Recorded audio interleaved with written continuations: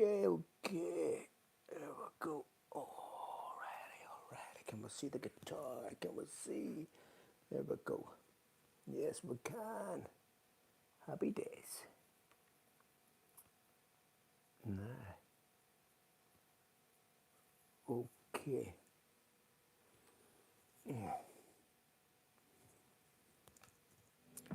Let's make sure it's all working. Are we on? Okay.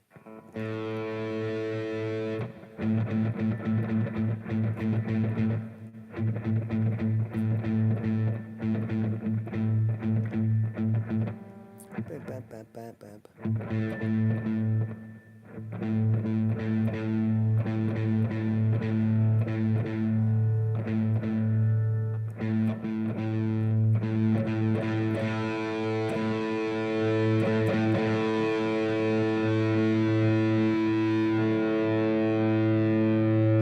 Hello. We are working.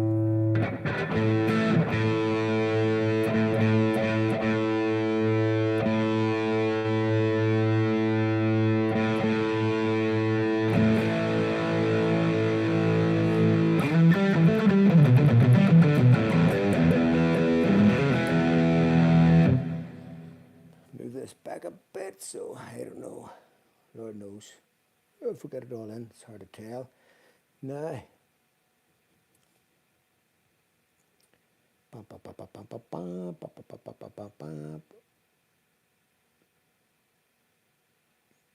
Okay.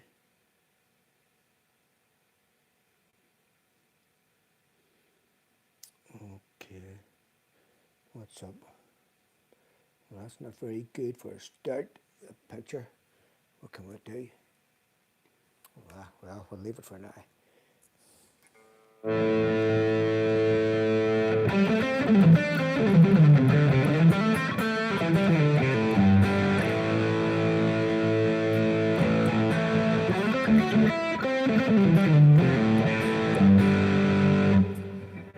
Let's see. Well,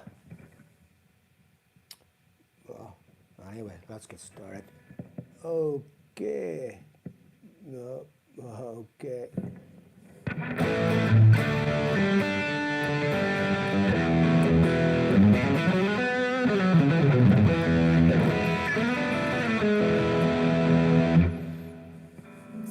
Turn this up so I can hear it a bit more. And then we're good to go, I think. So much for that. Here we go. Let's play a bit.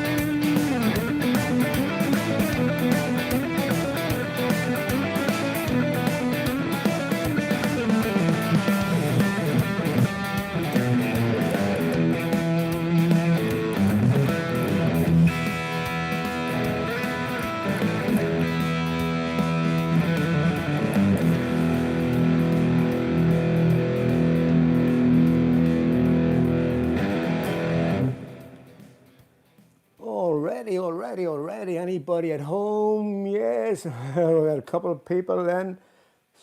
Sorry about that. Look at the state of that that pic for the live stream. That's definitely not the one I put up. Rubbish, absolute rubbish. Anyway, hopefully we'll get better at this. Right. So hope you're all well on an Easter Monday, Easter Saturday, and I haven't eaten all your Easter eggs yet. So what I'm going to do is actually talk about using the bottleneck for a while, and then I'll play another tune. And if you have any questions, feel free to put them in our little comments or whatever. You can write. There we go. Well, thanks very much, Lars. Thank you very much. Appreciate that. Now, I don't know if you can see this here because I'm using my iPad now. When I watch it back, it looks totally different. The guitar's down, the guitar's up. So, maybe if I do this. It's a nice, beautiful, sunny day here. The weather's great. We're in the 20s here, and so we've got the shorts on. Hopefully, you can see the guitar. Bottleneck, right? Okay. Well, you know, bottleneck for me started probably the first time I think I heard it was probably Rory Gallagher. I think. Well, maybe I'd heard it. No, I hadn't. I'd heard it was, you know, being used by blues guys before that, but wasn't really, you know, didn't really take too much notice of it. It wasn't until Rory Gallagher started, you know, or came along and I discovered Rory Gallagher that I really started to appreciate the bottleneck. But jump a few decades, 2 or 3 decades later, and you've got guys like, well, they've been around quite a while anyway, but Derek Trucks and Sonny Landreth and Warren Haynes. Warren Haynes is one of my favourites because he actually plays in standard tuning, which is just not as easy as playing in like an open tuning. Not taking away from anybody else, by the way. Anybody that plays bottleneck, doesn't matter what tuning, if they sound good, they sound good. This little thing, there's a big difference in the sound, or I found there's a big difference in the sound. I've got the chrome, which kind of have a more of a aggressive sort of sound, and I like these sort of Pyrex.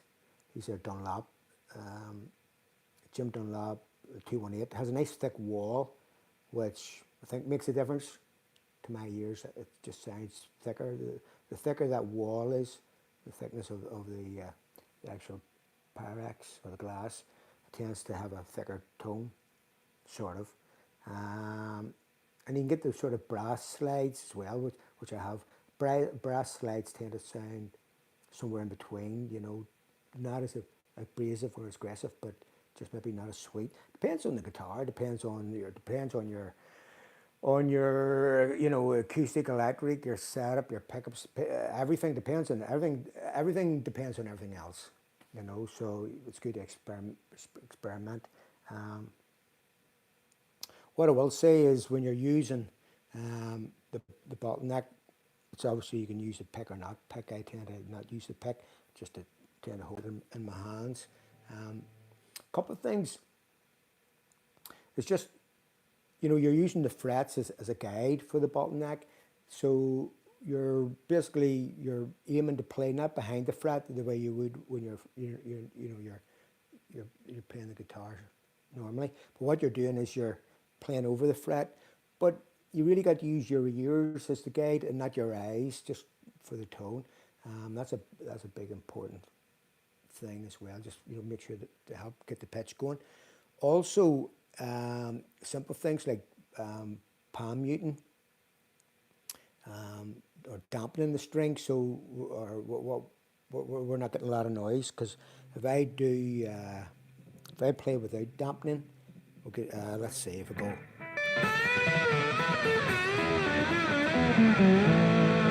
It's just a racket, it's just a pile of noise. We don't want that. So you have to.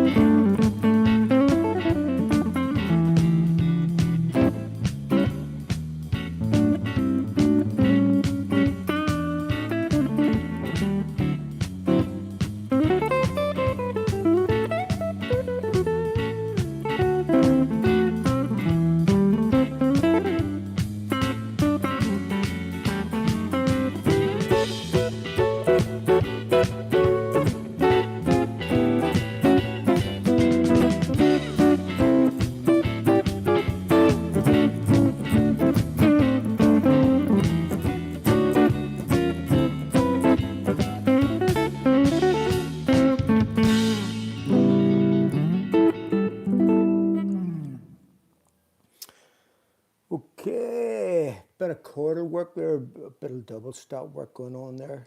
Let me see. Okay, now just going to check the tune of this guitar, putting on new strings on it there. So just still settling in. I like using chords if I'm playing more like blues type stuff. You know, blues, country music. I like to use, you know, little chord voicings, and it's not big full chords, but just double stops. The term double stop, by the way, if you don't know it, it's basically playing two notes. We're in tune or thereabouts. But double stops is basically taking two notes, you know, playing a note and giving it a harmony.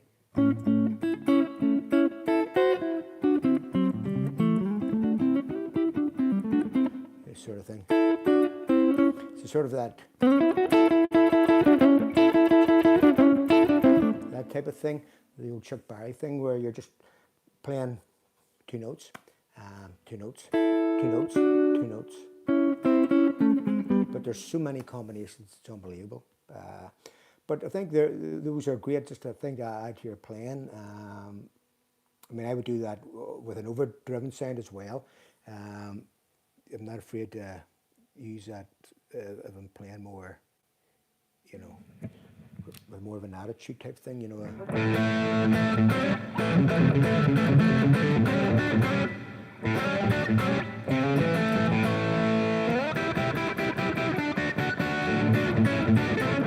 You hear that anyway in a lot of rock music and blues music.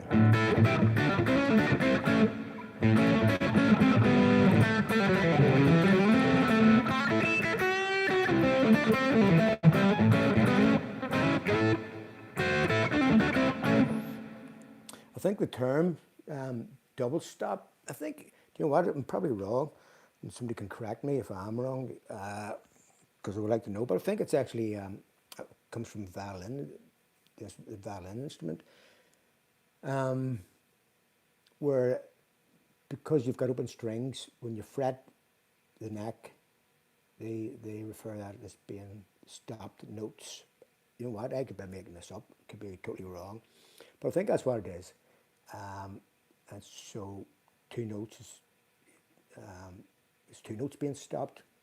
Don't, you know what, I'm probably talking rubbish, but it's a double stop anyway, that's the term we use for it. But the easiest way to get into that is just think of chords, play notes of chords, you know, just like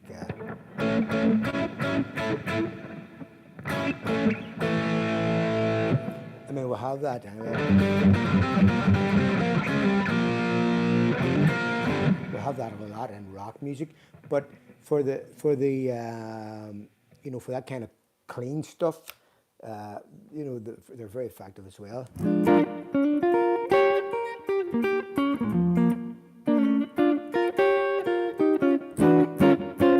know, and then just little chord voicings.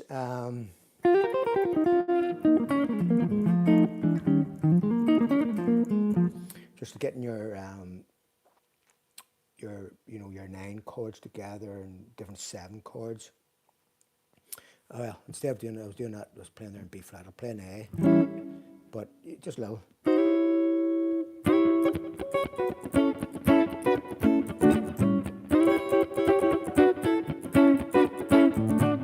Just little chord voicings.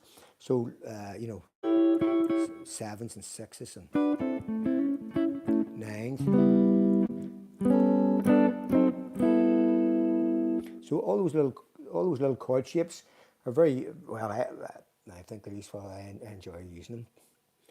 A lot of guitar players I listen to use them. So I think it's also if you're thinking of doing something different to your playing, you want to open up your playing instead of trying to get more notes.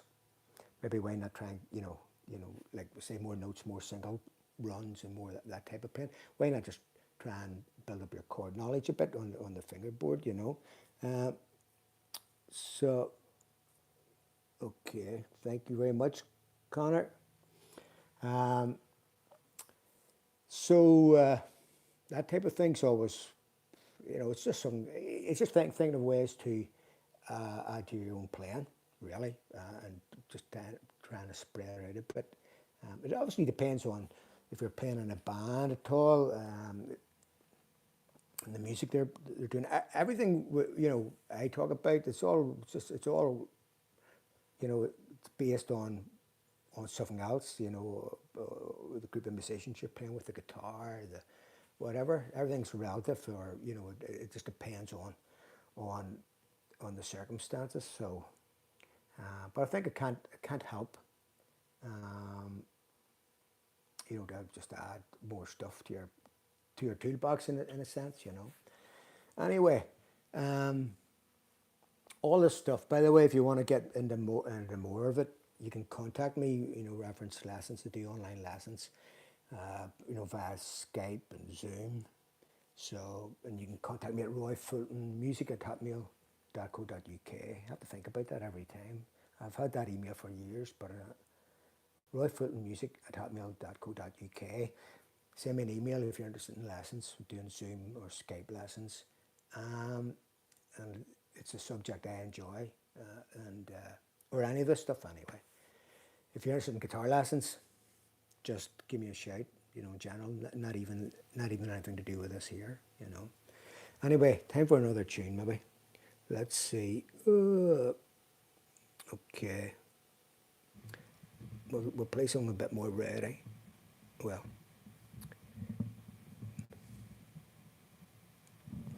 before I do, I'm going to talk about this just very briefly. This is sort of like a Santana type bass, Latin American, Latin rock, or whatever you want to call it. You know, I grew up listening to Carlos Santana, still do. After so many decades, he's still one of my favorite guitar players. And what I love about his playing, it's so melodic. You know, he's an incredible melodic player and has an amazing touch, which is a big part of it. You know, just having your own touch, and I think that, you know, in a sense, it's like your fingerprint. You can't not have it, but you sort of got to work at it and develop it in your own little licks and little phrases and all the rest of it. And he's got piles of them, and he just sounds incredible. I've seen him live quite a few times, and you know, it's always a joy to go and listen to him and the band. The band are amazing. The music's very, well, for me anyway. You know, might be different for yourself. Anyway, Carlos Santana. This is like a Latin type backing. What I don't do, by the way, is I don't try to copy anybody when I'm playing. You know, I don't try and you know, play exactly the same, because you're going to feel miserably. It's just not going to happen. And no matter who plays, they're not going to sound like Carlos Santana. And it's the same for any artist, any guitar player. So you just be yourself, but you can steal little things, and you can soak it up, listen to it, and listen, and just, you know, try and get closer to tones or whatever. So I think also just by that process of listening all the time, it really makes a big difference. Anyway, it's just it's whatever you think. Okay, let's have a go at this. Bum, bum, bum, bum.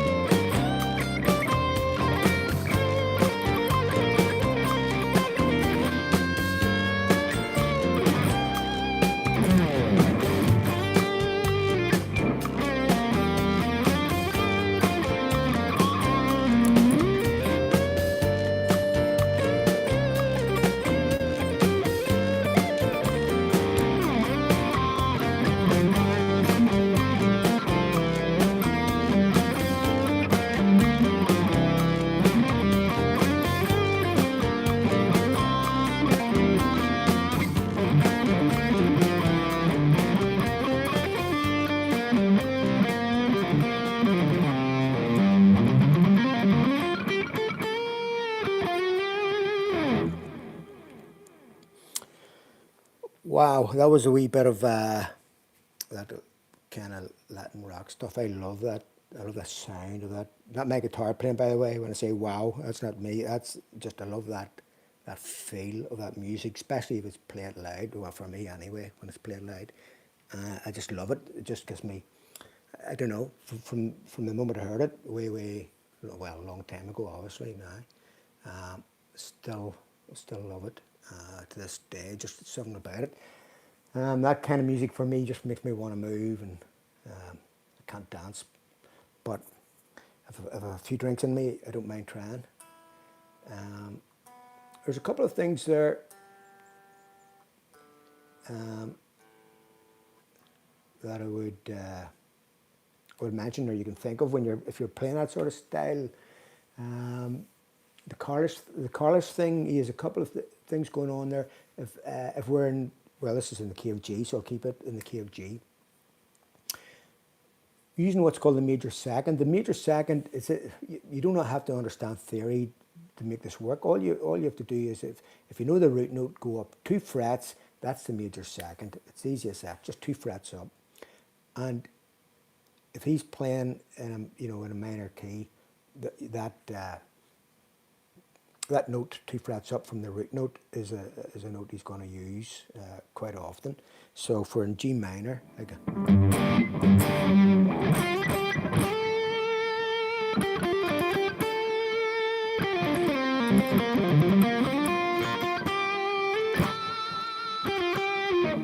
because what it does, it just has a nice little tension to it. So that's a good note. Also, that note is between the root and your minor third. It's right beside the minor third anyway. So if you have the root note, in this case G, major second, minor third,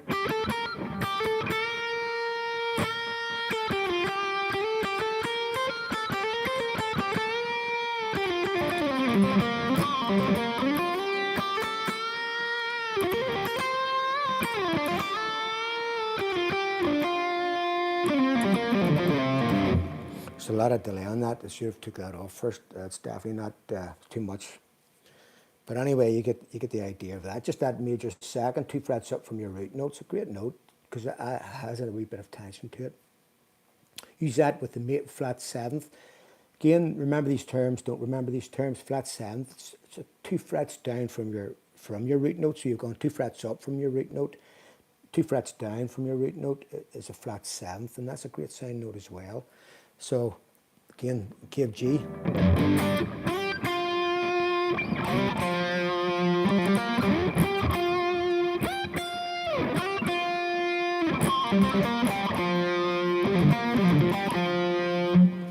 So when you have those possibilities either side of the root note, and they're just 2 frets up or 2 frets down, it just gives you plenty of room for combinations of coming up with little musical things, as Carlos Santana does.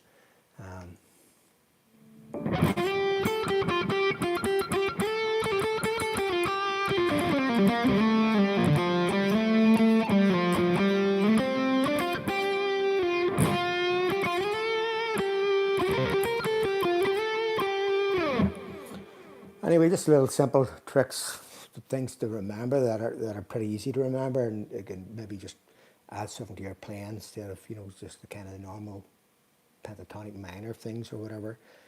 Another little trick that he does that I picked up on many years ago was this little thing. I call it the hiccup lick, and I actually played it a few times there, but he does this sort of thing where we're playing.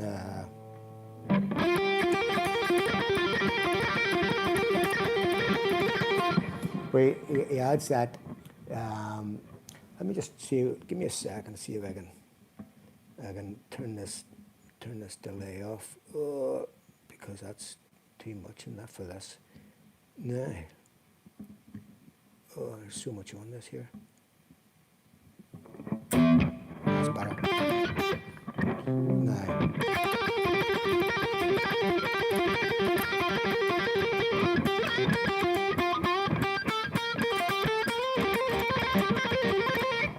So what he does is you play a lick, then he'll do a little extra hammer on.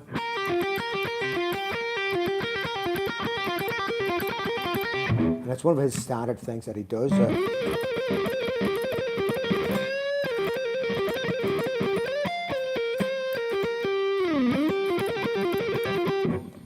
In fact, there's something similar, not quite the same, but in Freebird Skinner. There's a thing going that's just slightly different because you're using an extra note there. Like,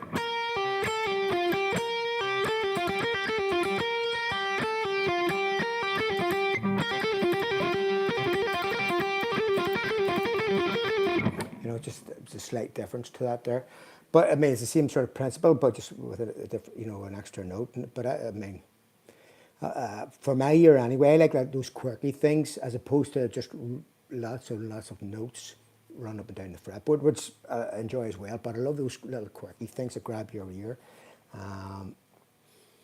So anyway, that's enough of that there. Okay, what brand is the guitar? The guitar it's a Maybach. It's basically like a good copy of a Gibson, really. Although I have to do the intonation on this guitar, and this is just a new addition to the few that I have here, and I put new strings on, and the strings are okay there, the strings are in tune, but I notice that the intonation just needs adjusted a wee bit. I'll check that later on today, I promise. And it's based on a 50s, 59, they call it a Leicester, surprise, surprise. It's a 59. I think they're made in Czechoslovakia or somewhere in Europe. Very popular in Europe, more so than, well, where I am, they're more popular than Gibson. You hardly see any Gibson around here. But basically, it's like an amazing copy of based on a Gibson. But they are very good. There's no doubt about it. In fact, they're probably every bit as good. The only thing they haven't got is the fact that it's not original design. But anyway, okay. So let's just maybe I'll finish off with one more, and then I'll pack up, go and have my lunch. It's a beautiful day here, so I don't know what it's like where you are, but I hope you're enjoying your Easter. If you're watching this on the repeat, as I say, if you have any questions, stick them down there and I'll try to answer them. So we'll just do something a bit more. Let me see. Right, something different again. Here we go. Bump, bump, bump.